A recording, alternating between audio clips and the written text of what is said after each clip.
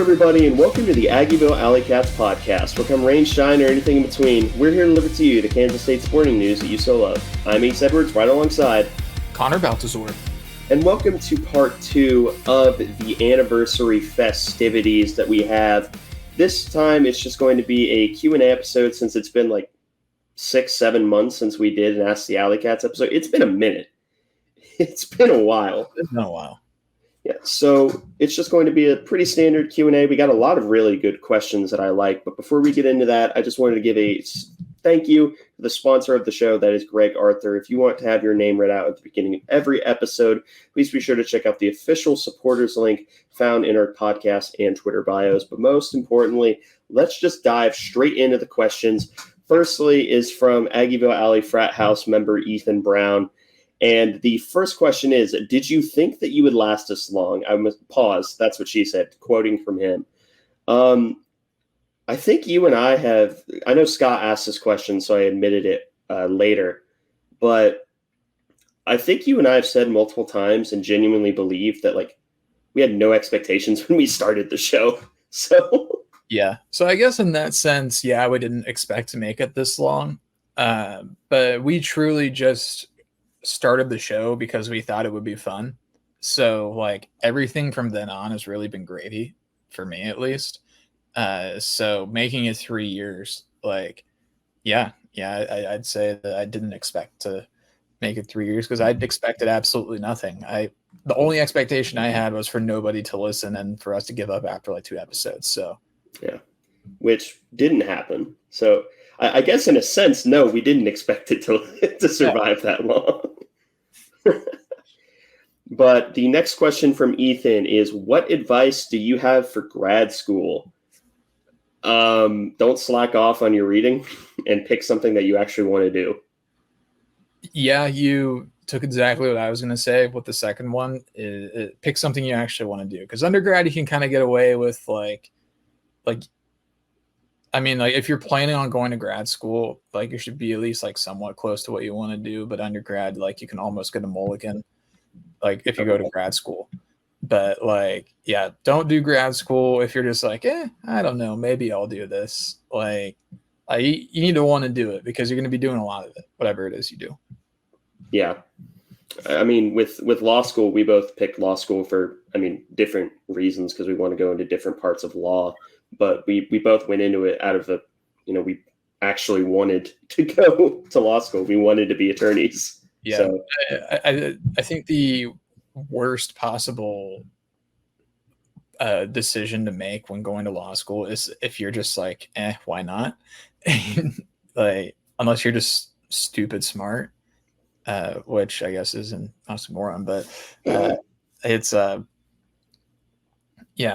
just make sure it's something you want to do because you're going to be doing so much of it. It needs to be something that you at least kind of enjoy and something that you're okay with doing for a while.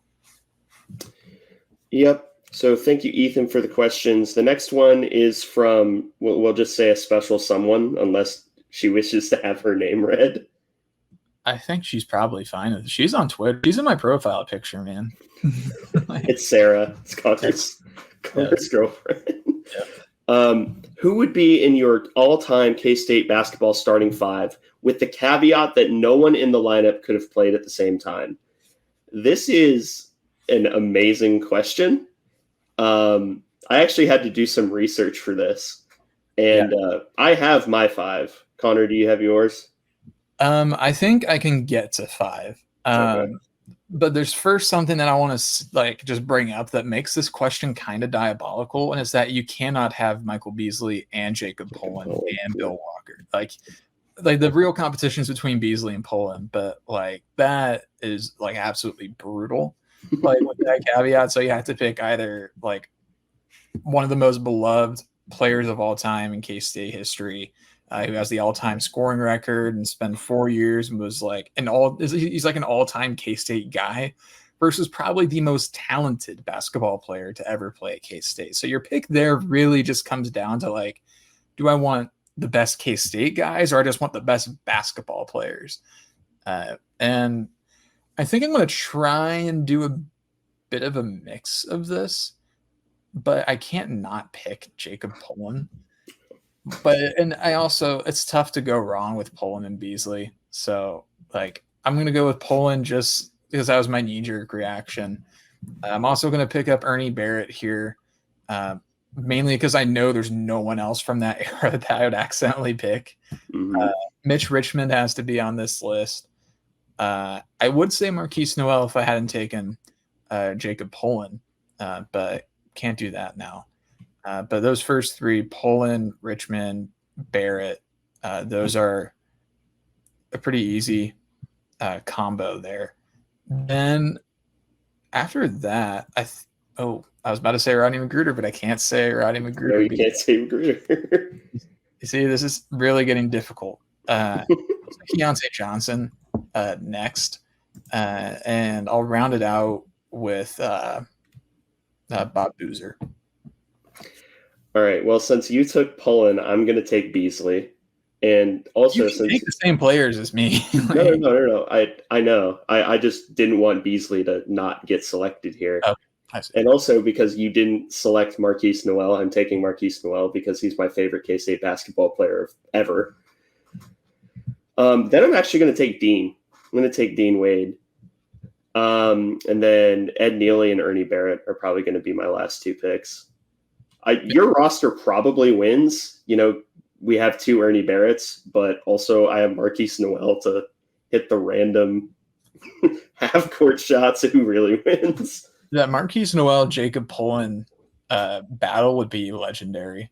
Yeah, like, that's like Clash of the Titans right there. That would be pretty incredible. I wish that we could get both of them in their K-State prime, like March Madness Marquise versus Valentine's Day Massacre Poland. Like that's what I need. that is required. But thank you for the question, Sarah. The next question is from Evan D. Shananalak, or as Scott would say, Shanalanalak. Peanut butter and jelly or peanut butter and banana or a third peanut butter sandwich option. I'm a PB&J guy. Like, that was my lunch throughout all of high school. I was an athlete, so I ate a lot. I still eat a lot, but I don't have an excuse anymore. So I used to pull up two peanut butter and jelly sandwiches, a bag of chips, and a flavored water every single day for like 5 years. It was awesome. Between those two options, it's definitely PB&J for me. But when I was a kid, I used to really like peanut butter and honey. That was really good. I like the way that the honey just like kind of soaked into the bread. And I was like, I haven't had one of those in years. But between those two, it's definitely a PB&J. Yeah, I would agree. Mostly just because of nostalgia. Like I think I've had a peanut butter and banana sandwich like once or twice in my life, and I thought it was okay. But I just thought PB&J was too goated to pass up, basically.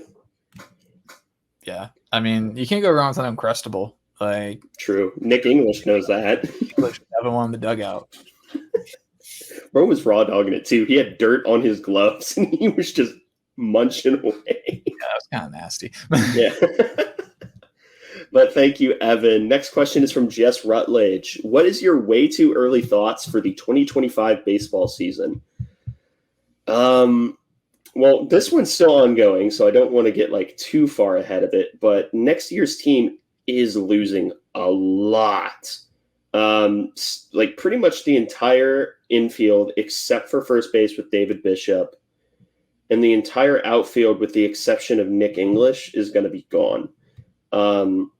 Entire starting pitching staff minus probably Ty Rule is going to be gone. Might be needing a new catcher as well.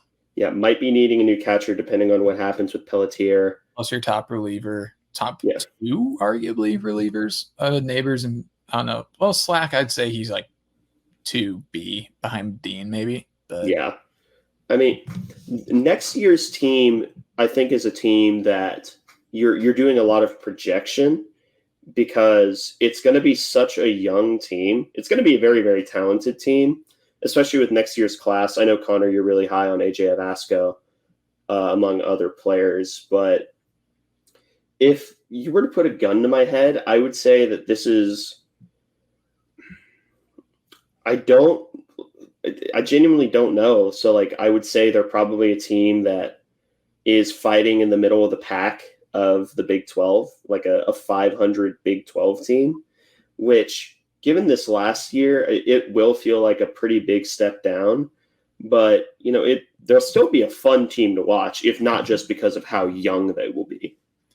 Yeah, I think that's the best way to look at next year's team, at least from right now, particularly before we get any transfer additions, because we have a huge signing class coming in. And there's a chance that maybe one or two of those guys get drafted, but we're going to be losing a lot, like you said. We'll probably have a couple guys transfer out, so it is going to be a very new look Batcats roster next year. A lot of JUCO ads and a lot of high school guys as well. AJ Vasco, I'm really high on. He's a first baseman and left fielder out of Nebraska. Ty Smolinski's a shortstop out of Nebraska. Chandler Murray is a first baseman out of Hawaii that I really like. But there's some really interesting prospects that we're going to be bringing in from the high school rank next year, and some pretty interesting JUCO guys as well. The kind of like this year, there were some interesting guys that I really liked, like Nick English. We were looking forward to seeing what we'd get out of him coming into this year. I think he surpassed our expectations, but we thought he would contribute. Regardless, it's going to be an interesting season next year. The big difference is that we just don't have like the returning star power like we did this year with Kalen Culpepper and Tyson Neighbors. There's still going to be some returning pieces that are going to be really solid. Like David Bishop should be a cornerstone next year. He's really been coming along towards the end of this year. Kyle Lotus will be back. Nick English will be back. And Caden Carl, he got a spot start in the Big 12 tournament and looked solid. And Blake Dean, of course, he's gonna probably be the number 2 pitcher behind like some like random transfer that we had.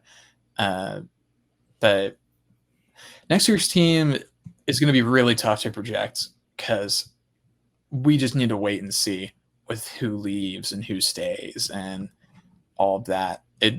But I will say there are some intriguing high upside prospects coming in. So that's what's keeping me from really being like a doomer about next year, because like next year's team still has the potential to be a very fun team. Yeah. That could even make a little run. But a lot of things will have to come together. We'll have to get some good transfers. We might be a solid landing spot, though, for some big transfers after the successful year we've had, though. Yeah, and, we have playing time to sell at just about everywhere except for first base and right field. So, yeah. Thank you so much, Jess. Now let's move on to Joe Tillery, one of the best voices in K-State media. Rank these movies: Surf's Up, Shrek 2, and The Incredibles. That is an evil question because Connor and I actually are both we're big movie guys. Okay, so I guess the first question is, have you seen all 3 of these movies? Yeah, I've seen all of them. Okay. I think I would go Incredibles first because I love the original Incredibles movie. Shrek 2, I'd probably take second, and then Surf's Up is kind of the tough luck loser here.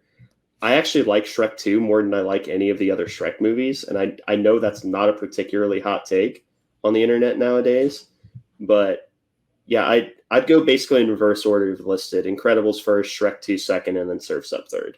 Yeah, my list is identical. The Incredibles is a movie that I really liked when I was a kid, but then like as I've gotten older, I've been able to appreciate that it like actually is a genuinely good movie and not just like a fun like watch for kids. Yeah. Which I guess it's funny that way, because like a lot of times the best like movies that you watch when you're a kid are like actually like fun movies for like people of all ages to watch. But you just don't really know that when you're a kid. But as you grow up, you're able to appreciate them. I mean, yeah, Prince of Egypt is one of the best movies ever made. So yeah, that's a great movie. And The Incredibles was awesome. So that's an easy one. And then after that, it's just ordering Shrek 2 and Surf's Up. But no, I got the same order as you. Yeah. I do say, like, if we're ranking it purely based off of characters, Surf's Up is probably number one just based off of Chicken Joe. Yeah. But thank you, Joe. I didn't mean for the pun to be there, but I guess it is there. Now we have a collection of questions from the great Cat Attack podcast, headed by John Grove, a friend who we've had on the show once or twice. We've been on his show. Have we had him on ours? Okay. It was 1-1 because we were on Blake's show, Blake Crawford and John Grove, Shake and Blake. We were on there once, and they were on our show once. That's right. That's where I'm getting from. Anyway, first question: does Pete Hughes have what it takes to lead the baseball team on a deep run? Apparently, yes. Seems he does. That's pretty much that question. What would your ultimate team builder on EA Sports College Football be? Connor, you can go first. I'm probably doing Wichita State with this. I have a Wichita State dynasty on NCAA 14 that I'm probably like 15 or 20 years into, that I just kind of go back to every like 6 months and just simulate a few seasons, maybe play a game or two. But got to be that just to continue what I've started. Yeah, mine would probably be, hang on. All right, sorry about that. Had to turn off the air conditioner, which is right next to my room and is also very loud.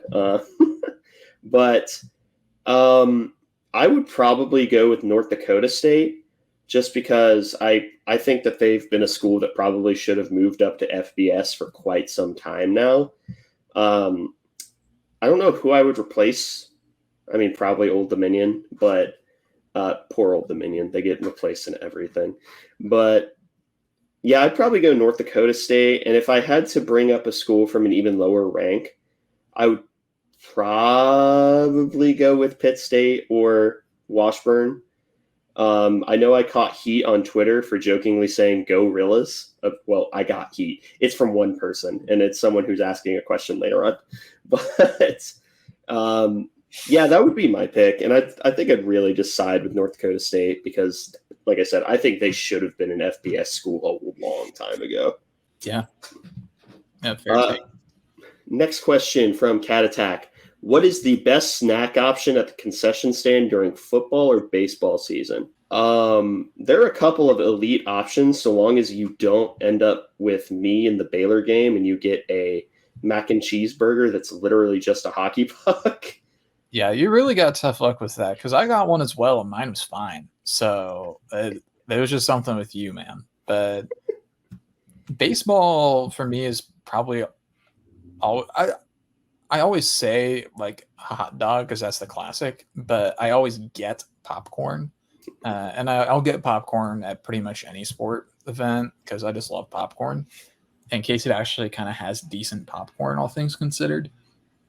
But football has all sorts of stuff. Like I had a fried Uncrustable at one of the games this year. I can't remember which, maybe Houston. It might have been Houston. I just remember that I ended up with two of them. Yeah, because I got one. It was like $6, but I ordered it, and you actually got two, which surprised me, and they were quite filling. So I had to pawn off the remainders. But probably that. But football's got all sorts of options nowadays. Yeah. The most basic answer is hot dog, but if I had to pick a non-hot dog option, it would actually change because I don't know what it is about baseball games, but Cracker Jacks at baseball games, I swear to you, they do register on a different frequency whenever you are actually at a baseball game. Because normally I don't even like them, but at a baseball game, for some reason, it just fits. And then for football games, I'll go with a soft pretzel. Especially if you get one that's just perfectly salted, because there are a lot of pretzels that they just over salt and it tastes awful. But if you get like a lightly salted soft pretzel with some nacho cheese sauce on the side, that's really good for a football game. So those would be my two choices that aren't hot dogs. Next question. Will Sunshine, Avery Johnson, have more passing or rushing touchdowns this season? The answer is passing because he wants to be a pass-first quarterback, and Connor Riley is going to acquiesce to that. Yeah, I think it's passing. I think that it's not unlikely that it could be pretty close to even, but I still think it'll be passing, particularly because of Avery Johnson's wishes. And I think he'll be fine as a passer. I think he'll do a great job, and he'll have plenty of rushing touchdowns to go with his passing touchdowns. Yeah. Mustard or mayo? Mayo begrudgingly, because I don't like mustard at all. Neither of these are condiments that I just absolutely love. I think I probably marginally pick mayo over mustard, but I'm very indifferent to both of these. And I rarely would go out of my way to actually have them. But I'll say mayo. Next question from Cat Attack. Who do you see getting the first touchdown completion for the 2024 season? I'm assuming he means reception because completion would obviously be Avery Johnson. There are a couple of good candidates, but I think I'm actually going to go with an outlier here. I'm actually going to say Keegan Johnson because I think that Jace Brown and Garrett Oakley are going to basically be bracketed on nearly every play that they possibly can. And I think that's going to – my two finalists were going to be Keegan Johnson or DJ Giddens. And Dylan Edwards is a really, really good pick as well, but I'm going to go with Keegan Johnson.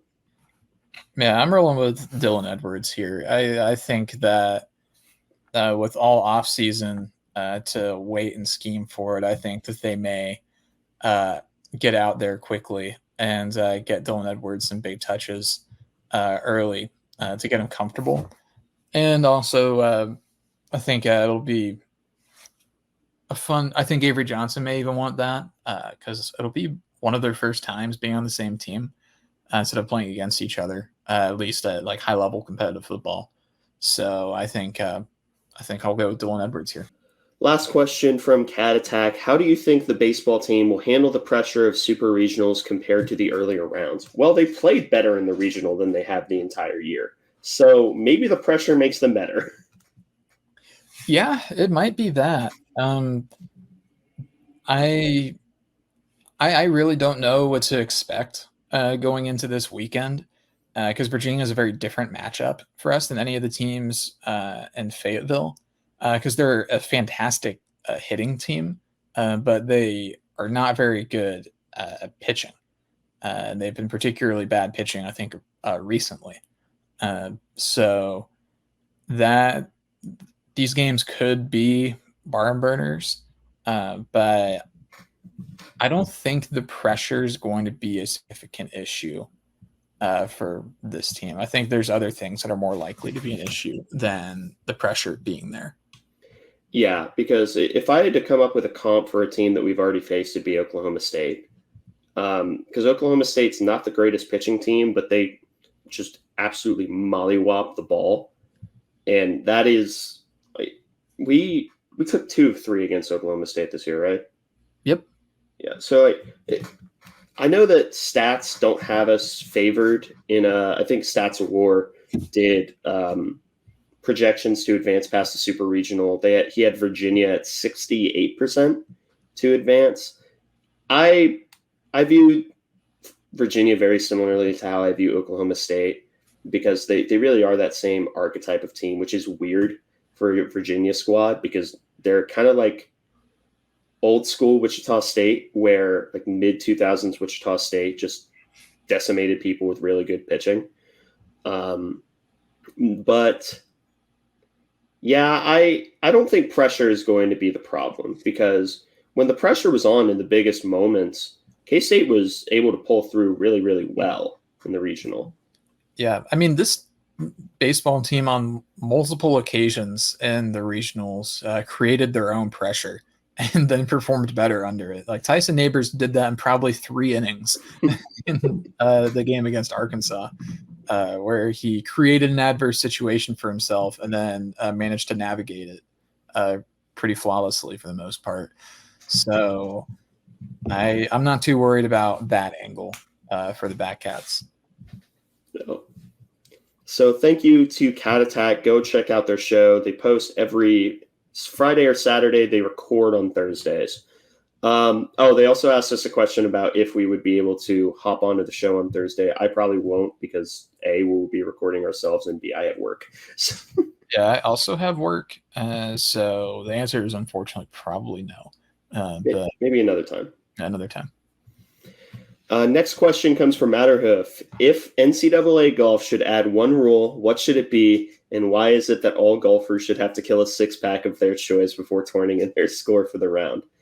I would modify that rule and say that they have to do it at the start of every day.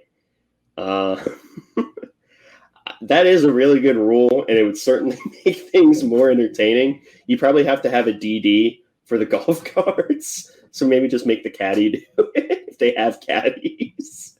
Yeah, I don't really have anything to add to this because I think the question answers itself, or at least there's an implied answer. But I do think that's a fun rule, and I think if the NCAA was willing to have fun, then they should do that, but they won't. We know that's not going to happen.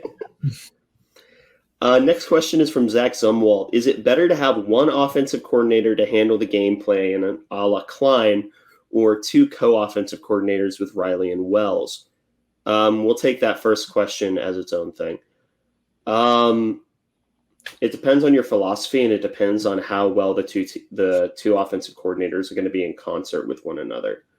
I think in a lot of ways, the Riley and Wells co-offensive coordinatorship will work reasonably well, no pun intended, because Riley's used to handling the running game, and that was always Matt Wells' biggest weakness.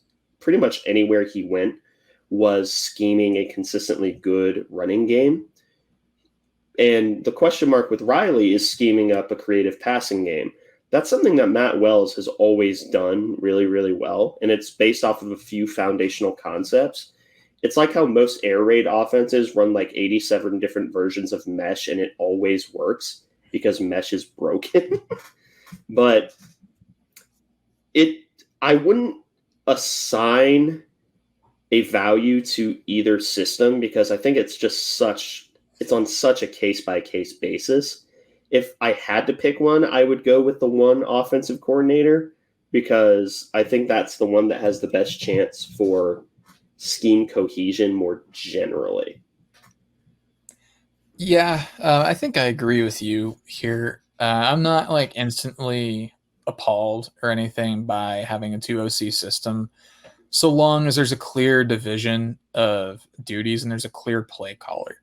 I think as long as you can do that effectively, which again, that's a case-by-case thing, then I don't see any issue with it. Bill Snyder, I think, for pretty much all of his second tenure, had a co-offensive coordinators, at least for most of the time. So I'm not overly worried about it. But, yeah, it's a case-by-case thing. I don't really have much else to add to it. The second part of the question is, do you expect the Wells-Riley train to hit the ground running or have some hiccups early on due to settling into new roles? I certainly expect hiccups. And I know the bowl game was encouraging in a lot of ways, and in other ways it was kind of eh. I thought the pass game scheming was just okay with Connor Riley, although he did run more slot fade than we'd seen pretty much the entire year, which made me very happy.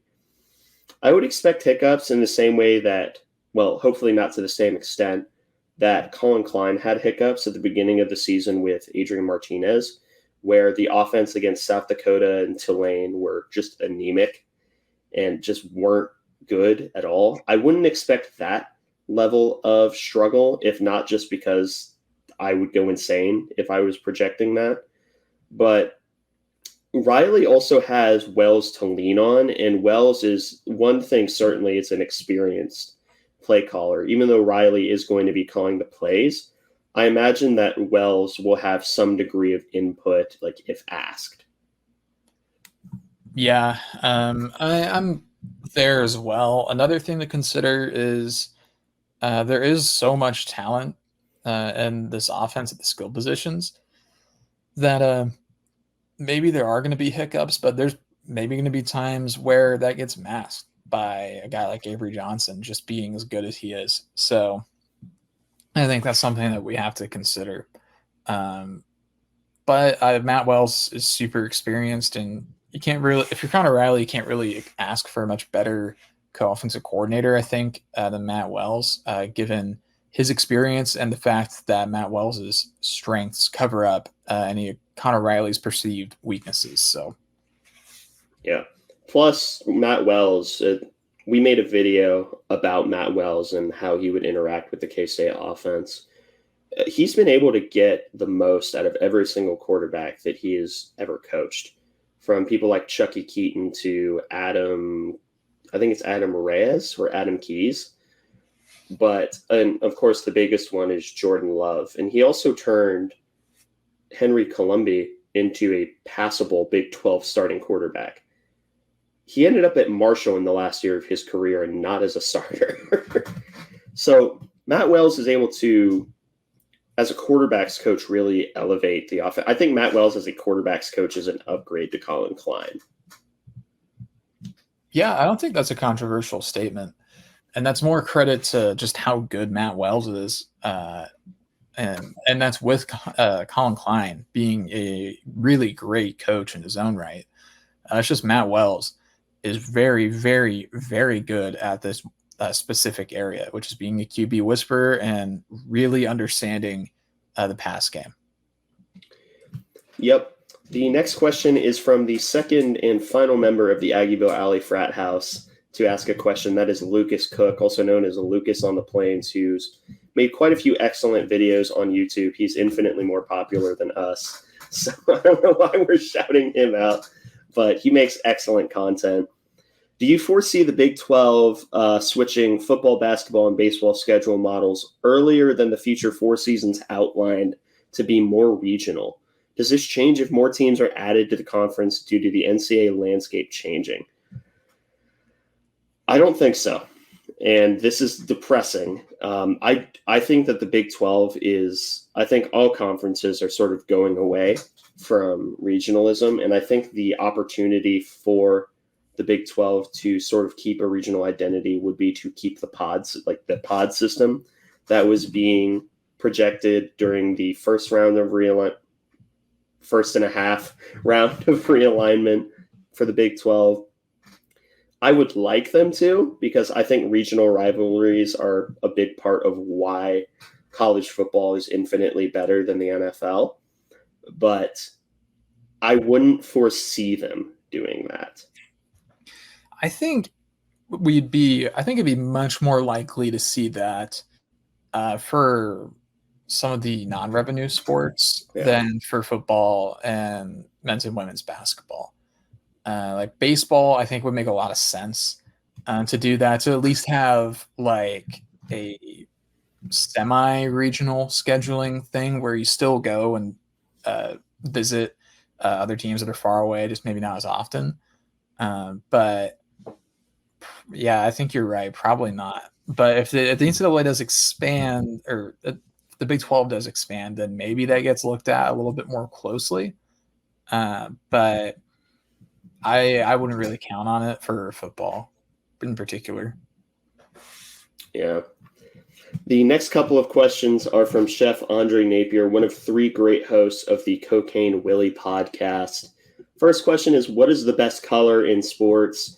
If you're looking for an objective psychological answer, it is psychologically proven that teams that wear red are more imposing and also tend to win a little bit more. And it's not just because of the Alabama effect. There was like a study done on this, I think in the context of video game teams like a decade ago or something like that. If you're looking for the objective answer, it's red. If you're looking for the personal answer, I'm partial to like blues. I'm partial to like light blues are my favorite sports team colors. For me, I do love me my shades of purple, but I do really like a good combination of orange and black. I think that Oklahoma State does it really, really well. Tennessee kind of does it sometimes, and it looks pretty good. Humboldt, Kansas used to do it pretty good at the 2A football level. But I do really like orange and black as a color combo. Back when I played Halo Reach when I was in middle school, my Spartan was always orange and black. So if that proves to you the dedication I have to that combo. I think it does. I think that says a lot, and a lot of it's positive. Next question. When College Football 25 comes out, what team will you be starting your dynasty with, and can we play together? The can we play together, you would have to pick one of us to play with, because one of us has PS5, the other has an Xbox. My starting team outside of K-State would be... Give me Wyoming. I like Wyoming more generally. Plus, I think they have they're a pretty good middle tier school to start with and build up. Because I'm not the kind of guy whose first rebuild is going to be with a dog water team. You see, I think outside of K-State, for me, I'm definitely going to gravitate towards one of the new schools. I am heavily leaning towards Sam Houston right now. Another orange team. So I am potentially going to do that. Charlotte is one that I've thought about as well. UTEP maybe. So those are all kind of sorry programs, but they're also new schools. James Madison could be fun potentially, although they are coming off a good year. I know they lost their coach. So maybe a bit of a down season for them. And they're a pretty fun team. I like their uniforms and their color combo. They were a fun story. So maybe restoring them to their early FBS, not dominance, success. Goodness. Yeah. So yeah, there's a few good options there, but I'm leaning towards Sam Houston State right now. Yeah, those are all good picks. Next question from Chef. What are the top 3 things you look for in a significant other? I guess I'll go first here. I'm really, really kind of basic, and the answers that I'm going to give are generally pretty vague. But they have to be kind. They have to be passionate about something and be willing to talk about that passion with people. And they have to think that I am in some way funny. It's very difficult to find a combination of 1 and 3. 2 is pretty easy, but 1 and 3 are the hard parts. Yeah, I think for me, intelligence, trying to think about what else. Somebody that's funny, and then also people named Sarah are the people I look for. So you just got yourself some brownie points, man. Good job. I don't know what you're talking about. Last question from Chef. Similar to a question, this is probably one of my favorite questions on the entire list. Similar to a question Scott Wildcat asked in the past, if the K-State fan podcast community all starred in a reality theme show similar to Real World, whose neck would you be at the earliest? So there was really one name that instantly sprung to mind, and I'm not sure if it qualifies anymore, but the first instant reaction I had was Grant, the old Bosco's voice host. That was the first thought I had, because I like Grant. Let me clarify. I do like Grant, but I think that he would start talking about soccer. I would look at him and say, I don't care. And that's when it would start. That's when it would start. I think that I'll allow it. I think that counts. I don't know. I can't remember the last time I was mad enough to even think about being at somebody's neck. I bet Grant could probably get me there, but I don't think I could do that to the man, because I simply have too much respect for him and his gargantuan brain. So it couldn't happen. Yeah, because I'm running through all the candidates that spring to mind. I wouldn't be at Jeff Burkhart's throat. Scott, if you locked us in a room for like 12 hours without like breaking contact, I feel like there's a very, very short list of people that I could do that with. You're on that list. Oh, well, that's we lived together. We kind of had to. yeah. But John's fine. Drew's media, he doesn't count. The Cocaine Willie crew, I like all of them. Out of those guys, the closest I think I'd get to doing that would probably be Chef. Like, Chef doesn't know how to push people's buttons, but knowing that information going in, I could shield myself. You could mentally prepare. Yeah. The next question is from Cowpoke Cats fan. The outlook on K-State baseball has drastically changed these past few weeks. Is there another example of such a dramatic change of expectations in K-State recent memory? I can think of a few times in reverse where expectations pretty much instantly died. This last year for men's basketball with the Naquan Tomlin situation is one. Just in the time of the show, I can think of three. Skyler going down in 21. Yeah. Skyler going down in 22, and then the Baylor loss afterwards, and then this last year's basketball season. In terms of like positive, Will Howard's ascension up against TCU and then starting the week after Texas was a massive boost to expectations in that Big 12 championship year. Yeah. A big reverse one with a change in expectations. I'd say probably the men's basketball team in Tang's first year was a roller coaster because I think going in, there weren't many expectations, and we got up to number 5 in the country, and we were like on top of the world. And then we kind of like went through a lull to end that regular season, which I think kind of gets forgotten about because of how incredible the March Madness run was. So people don't remember that we like lost to like a bad OU team and a bad Texas Tech team on the road by like double digits both times. So like because those ultimately don't matter in the grand scheme. Like I don't remember that we like kind of got smoked by TCU at TCU. Like there's some pretty quick turnarounds there. Maybe Ayoka Lee getting injured this year. Things turned around pretty quick there, but then we went and beat Baylor the next week. So that probably changed things pretty quick too. Yeah, K-State sports generally is not unfamiliar with roller coasters. The problem is a lot of time the roller coaster's going down. Yeah. And then the last but certainly not least brick of questions we have is from our podcast father, which is still very strange to say out loud, but not weird to type for some reason. And that is Scott Wildcat. The first question, if you had to do a podcast for 2 or more years on a topic that was not college sports related, what would it be? I think you and I have had this discussion before. It would be movies, and it would easily be movies. Yeah, we've definitely talked about that before, and it's like if we ever decided this wasn't fun anymore, then like it'd probably be a movie podcast of some sort. But yeah, that's the easy pick. Yeah, because you and I pretty much at the start of this semester, we just started watching movies, and we sit down and talk for 45 minutes about the movie afterwards anyway.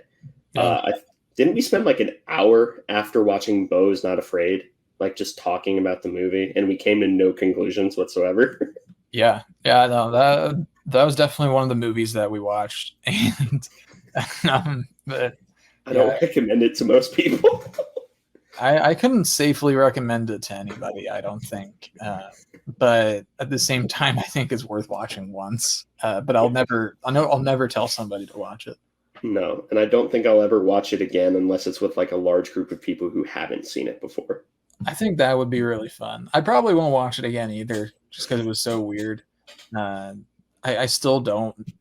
I don't think I'll ever decide if I love it or hate it, or even if I'm somewhere in between, because my opinion often changes on that, which I guess is maybe the beauty of it. But yeah, movie podcast. That's the answer. Yeah, and you just got a preview of what it would have been like. But next question from Scott. What non-traditional / exotic pet would you get if safety and cost were no object? Wildcat, bobcat specifically. Probably a walrus.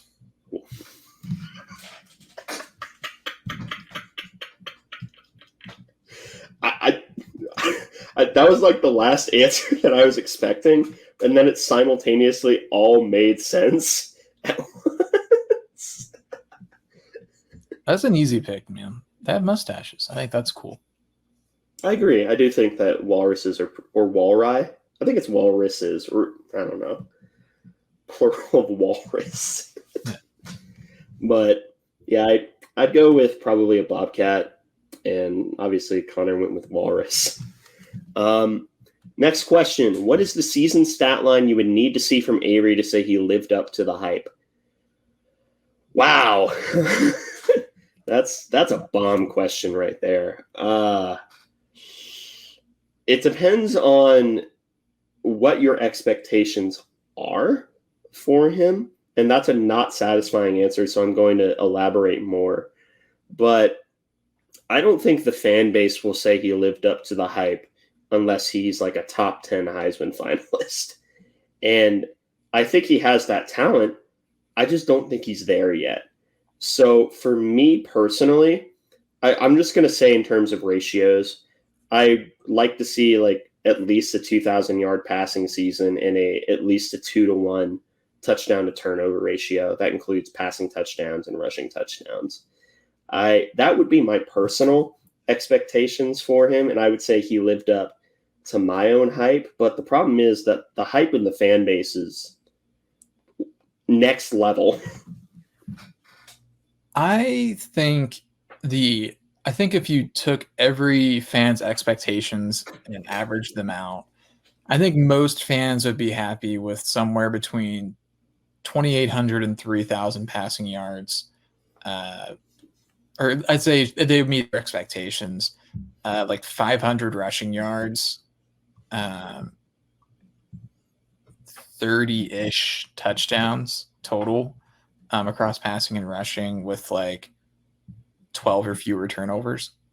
Like, I think that's a really good season, and I think most fans want a really good season out of Avery, and that seems like what most people are going to want to me.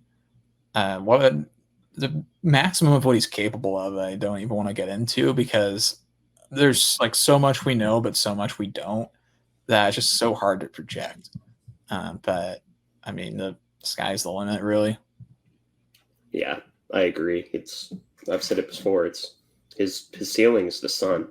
He's the most physically gifted K-State quarterback of the last couple of decades, and I don't think it's particularly close. The next question is, if you had to drive from Bangor, Maine to San Diego, California with a K-State podcaster and you can't say each other, who would it be and why is it Chef? My pick actually was going to be Chef. And the reason why I was going to say Chef is I know one thing for damn sure. I'm not going to get bored. I will never be bored on the duration of that trip. Plus, he could, just talk about the post office and we could bond over cooking because, we both cook. He's better at it than me, but I cook for myself. I cooked for Connor and I when we lived together, which I say like we haven't lived with each other for like 2 months. It's been 3 days, but I would pick Chef because at minimum it would be an entertaining drive, and I would bring a camera along because there's no way that just some shaboingery is not going to be afoot during that trip. Yeah, Chef, I think, is a great answer. I wonder how like tired I would get though. Not like of him, but like I think I would genuinely just get worn out by being around him because he's so high energy. And I'm just the opposite. So I might roll with Bob Trollsby here. I think that he would be a fun conversation to have throughout that time. Yeah, I think you'd be a good conversationalist. What advice would you give to an aspiring fan podcaster? Start. that's pretty much the best advice that I give. Your first episodes are going to suck. I don't think that we had a good episode in like our first 15. I think our first 15 episodes are pretty bad, but we started and we kept going and we stuck with it. And the other advice that I would give other than starting is pick a schedule that works for you, and don't talk about sports don't talk about sports just to talk about with them. Because Connor and I started the show, we wanted to talk about pretty much all spectator K-State sports because we love all spectator K-State sports. Okay, one of us loves all of them. One of us loves all of them minus one. But I'll get the minus one is me, and I'm not going to say which sport. But that would be my advice. Just start, pick a consistent schedule, and talk about the sports you want to talk about, and don't force it. Yeah, I think that's a big one, is don't force it. Because, I mean, if you're forcing it, then, like, people are going to know, and your product's just going to suck, or it's not going to be as good as it could be. So, and yeah, if you're thinking about doing it, just try it. And if you don't like it, then you're not obligated to continue. Like, we're not being held at gunpoint to do this. Like we do it because we enjoy it. So if you think it'd be fun, do it. If you don't think it'd be fun, don't do it. It's that simple. Like, I know that kind of sucks as advice. It's pretty straightforward, but like, it's just kind of the truth. Yeah, and if you want to give it a trial run, but don't necessarily want to start your own show, just start asking around K-State pods, like, hey, like, do you want like a guest or something, or like find a live show to go on? I mean, that's how Cocaine Willie got started, was from the Bosco's Boys live shows. Yeah, we didn't do any of that. We just decided to. We just did it. Like, hey, you want to start up? Sure. Yeah, whatever. And then we spent like 20 minutes coming up with a name. What were the original names? I remember one was Bring on the Batcats, but that already existed. Yeah. You came up with Bring on the Batcats organically, but I knew it already existed from the Bring on the Cats SB Nation site. So I hated to break that to you, but I was like, I'm sorry, man, we can't. That exists. And then immediately afterwards, I was like, I give it Alleycats. It sounds nice. Yeah, that was your idea. Like the name is your brainchild. The next question from Scott is, will your show outlast Bosco's Boys? I don't know when Bosco's Boys is going to end, dog. Yeah, I have no idea. It really depends on how busy life gets for the two of us in the next couple of years, I guess. But at this moment, I have no plans to stop. So, yeah, I don't have any plans to stop either. And I think if it got to the point where at least I wasn't able to do the show, I'd probably hand off my role to someone else, like in the K-State community, probably Lucas. I'd probably hand off my role to Lucas. But if Bosco's Boys lasts another 2 years, I'm not going to make any promises. But I will be committing to at least one more year of Alleycats at minimum. And I hope to go as long as we feasibly can. Yeah, I hope the same thing, because I enjoy doing it. Like, there may be times where the frequency gets messed up, and times I just don't know what to expect in the future in terms of time. It could be that nothing changes. It could be that we get really random scheduling, but who's to say? I guess that's a lot of words to say. Who's to say? Yeah. Next question. What is your go-to coffee order? If you don't like coffee, what is your caffeine of choice? Neither of us like coffee, actually, which is weird because we're law students. Yeah. But my caffeine of choice is Dr. Pepper. Yeah, I like diet soda. Really, I grew up in a diet soda household, so I drink diet soda.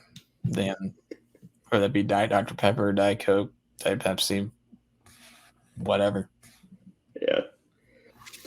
What episode this is another really good question. What episode from the last 52 weeks was your favorite to record? How about least favorite? Least favorite is easy. It's the Colin Klein episode.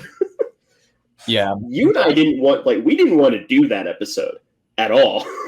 That was That was horrible because that was the same episode that Naquan getting dismissed Yep. happened. So that was like one of the worst like 48-hour periods ever for the show.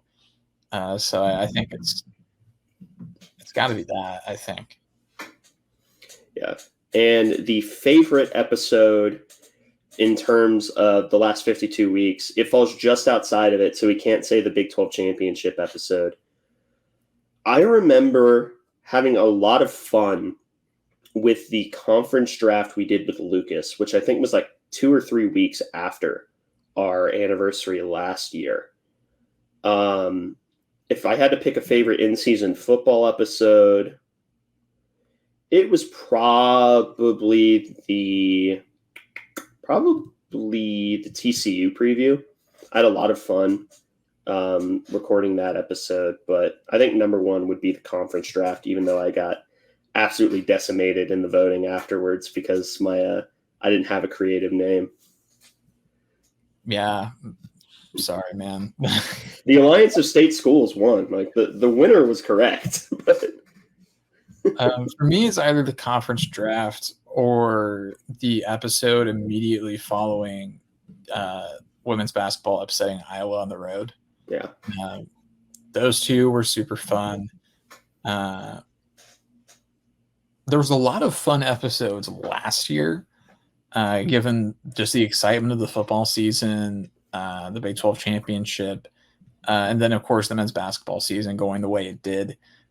So there were some fun ones there. This one on Friday should be pretty fun. The release is on Friday because we'll be getting to go over the regionals from baseball, and that'll be super fun. Plus, we have some big portal commits on both sides of football and basketball to go over. So it should be a pretty fun one this Friday.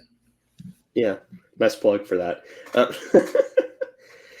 If you were the czar of K-State and had to redo the school colors and replace the Wildcats, what would it be? This one I'm struggling with because I don't want to do blue, that's KU, and I don't want to do yellow because that's Wichita State. I wanted to originally do wheat, but again, Wichita State exists, and their mascot is the human embodiment of wheat.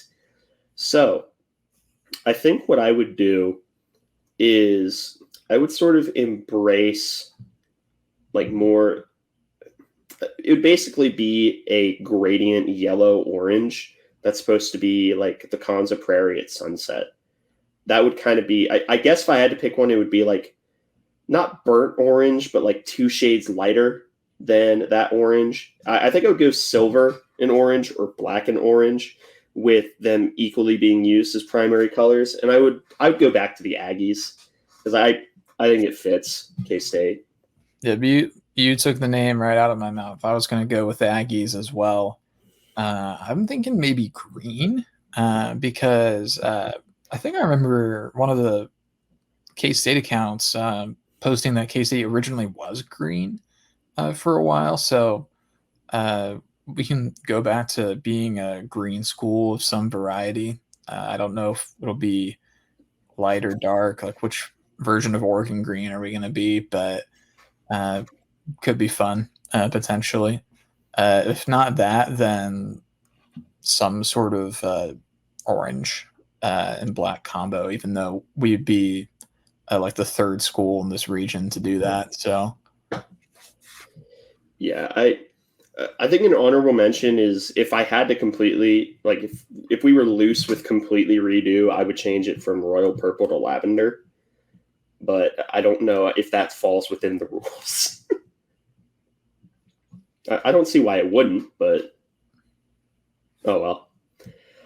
Next question from Scott Wildcat. If there was a battle royale to the death of all the K-State fan podcasts, how long would each of you last? Who would come out on top, and who would be the first to die, and why is it Chef? So first off, I don't think Chef is the first to die. I would personally project myself making it to I would make it to mid-range and then probably die of starvation because I would immediately just run away from everyone else. But I have no foraging capabilities or survival instincts, so I'd probably just starve to death. As for who'd win, okay, it's fan podcasts, so media are excluded. It's got to be Grant, I think. I mean, he'd like go psycho, like biting people's throats out or something. Like, I think he could do it. Like, he's got a switch he can flip, I bet. Yeah, I mean, I don't think Grant is a bad pick. I'm sorry. Every time I think of Grant, I now have to delete Roman from Succession out of my head because they're the same person. But it's never thought I would get that on the show. I would give. Gosh, I feel like a sleeper pick here would actually be Chef to win it because he grew up in a military family, so I almost feel like he has some survival instincts. And also, he's also a chef, so I mean, I know chef and foraging doesn't necessarily go one-to-one with one another, but I don't think that this battle royale is going to be nearly as violent as people want it to be. I think there are one or two people who's probably going to be going psycho. It'd probably be Grant and give it a toss-up between Matt from Cocaine Willie and John from Cat Attack. Yeah, Matt from Cocaine Willie is someone I was going to say as a sleeper pick. I was like, I think that he could maybe make a little run as like an unknown like a Cinderella story. Like, but no, I agree with you. I'm not winning this at all. I don't really have survival instincts at all. I would probably be dead pretty quickly if I had to guess. I'd probably like eat some poison berries or something like that on accident. That's the thing is I'd probably have worse foraging skills than you, but I think I have better ones, and I would just like eat some poison berries and just die, which I guess in battle royales that's probably not a bad way to go because it's not very brutal. Next question. In a life or death situation, how many hard-boiled eggs could you eat in 90 minutes? Give me 40. I could eat 40 hard-boiled eggs. I like hard-boiled eggs a lot. I'm assuming I don't get to dip them in anything, and if I did, that would probably up my number by 10. But I think I could eat like 40 or 45 hard-boiled eggs in 90 minutes. If it's life or death, I may be able to push it to like 60 or 70. I have no illusions of grandeur with this one.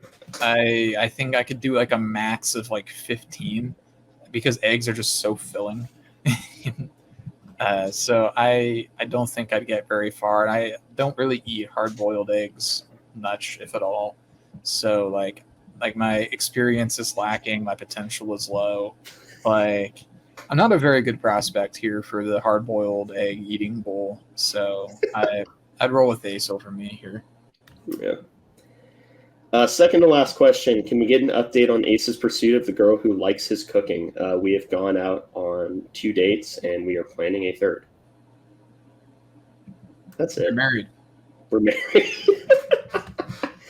The last question of the anniversary Q&A. All of these have been really fun to answer, but I know this one is close to you and I's heart, and my answer here is probably going to make you sad. But start, bench, cut, DJ Giddens, Jace Brown, and Big Oak. I'm sorry. I'm going to start with cut, and I'm cutting Oakley.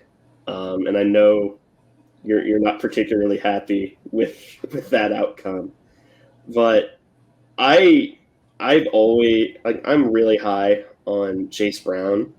And I'm really high on DJ Giddens. I'm starting DJ Giddens, and I'm benching Jace Brown. And that is with a heavy heart that I make all of those decisions except starting DJ Giddens.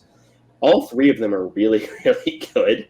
So it's another case where, like in the Surf's Up getting last in the movies question, it's just a tough luck loser. Starting Big Oak, benching DJ Giddens, cutting Jace. That is... Ooh. Pour one out for Jace, but I have to ride with my man Big Oak. Like there's no way I can go back on it now because I've I have been on his hype train for a very long time. I can't go back now, so I have to start making some outlandish hot takes because I never do that on this show. Like, I have the most lukewarm, like, milquetoast takes of all time. That's called being reasonable. That's called being reasonable. Yes, I have the most reasonable takes of all time, so I need to like start doing some outlandish stuff to get our interactions up. So I'm cutting Jace Brown, starting Big Oak. DJ can stay, I guess.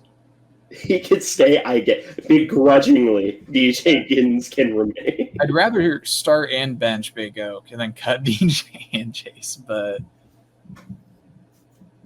you know, you can only put one person in one place. So I feel like you and I could debate this for the next hour, but we're already over an hour on this episode, and we're out of questions. So, again, thank you all so much for submitting all your questions, and thank you for making this another great year of the Alleycats. We hit another download high for a year, and it really is just a testament to the people who come back and listen to us every week. And you know, we started this show just as two guys that wanted to talk about K-State sports because it's something we're passionate about. And it turns out there are a lot of people who are just as passionate about it as we are. And that includes non-revenue sports. The support that we got, especially during the women's basketball season, far surpassed what we expected for any of our non-rev episodes. And again, that's just a credit to not only the people who listen to this show, but the K-State community as a whole and how much they love the university. So that's my corny spiel. Connor, do you have one? I'm just really happy with how well this show has done. Listener-wise, we're past 75,000 downloads as a show. So probably sometime during football season next year, we'll be doing a 100K downloads QnA, I imagine. But we've had a really loyal fan base. I feel like our constant parading of the Batcats is finally paying off after 2 years of being really annoying about them. But I'm very happy with where the show's at right now. I think we've really settled in. And here's to another year of the Aggieville Alleycats. Yep, here's to another year indeed. So thank you all for listening to this episode of the Aggieville Alleycats podcast. If you want to follow or contact the show, you can follow us just about anywhere at Aggieville Acats. And if you want to email us, we're AggievilleAlleycats@gmail.com. If you want to follow us on a more personal note, I am at ACEdwards00. I am at Connor Baltazar, capital C, capital B.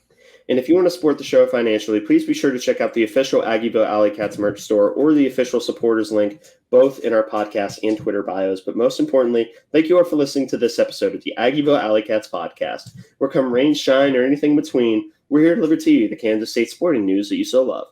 Stay safe, Alleycats.